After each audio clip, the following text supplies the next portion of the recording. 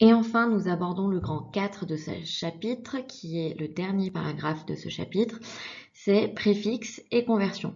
Donc vous voyez que depuis le début du chapitre, on utilise un certain nombre de fois les préfixes, que ce soit kilo, méga, giga ou encore milli, micro, ainsi de suite.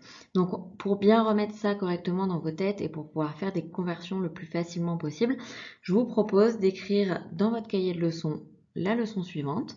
Donc déjà, je vais commencer par vous montrer le tableau de conversion complet, c'est-à-dire de giga à nano. Donc on a, comme je vous l'avais montré dans l'activité pour introduire la notation scientifique, on a les gigas, les mégas, les kilos, les hectos, les décas, les unités, les décis, les centis, les millis, les micros et les nanos, en partant de la gauche à la droite.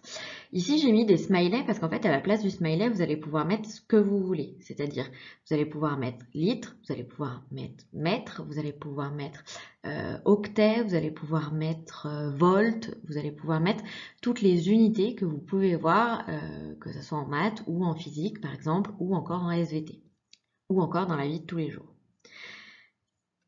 Donc, au niveau des préfixes, ce qu'il va falloir retenir et ce qui va être important à retenir, c'est que donc, vous allez faire un petit tableau. Dans ce tableau-là, je vais commencer par mettre l'unité.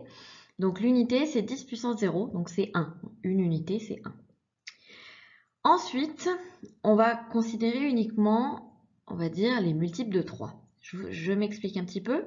On va regarder 10 puissance 3. 10 puissance 3, c'est 1000. Si je le mets dans mon tableau de conversion avec le premier 0 dans l'unité, ça me donne les kilos, qui est un symbole K. Ensuite, 10 puissance 6, si je le mets dans mon tableau de conversion, ça me donne les mégas avec le symbole grand M. 10 puissance 9, ça me donne les gigas avec le symbole grand G. Donc si vous retenez que 1 giga, c'est 10 puissance 9, donc 1 milliard d'unités, ça sera peut-être plus facile pour vous de faire les conversions plutôt que de toujours passer par le tableau de conversion. Ça, c'est quelque chose qu'il faut voir avec vous-même, d'accord? Si vous préférez utiliser le tableau, donc prendre le temps de faire le tableau, ou directement vous dire que dans votre tête, 1 giga c'est 10 puissance 9, donc 1 milliard, que 1 méga c'est 10 puissance 6, donc 1 million, et que 1 kilo c'est 10 puissance 3, donc 1000. Je continue, 10 puissance moins 3, ça va être le milli, avec un symbole petit m. 10 puissance moins 6, ça va être le micro, avec un symbole, c'est le mu grec.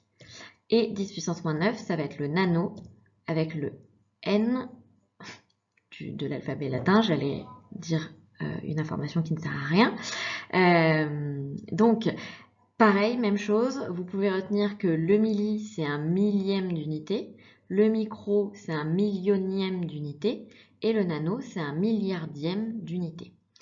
On regarde un petit exemple. Donc, une clé USB a une capacité de 64 Go.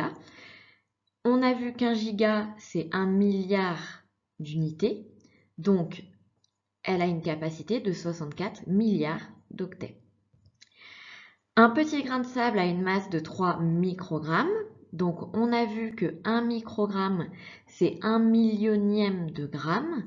Donc, ça veut dire qu'il faut 1 million de grains de sable pour en avoir 3 grammes.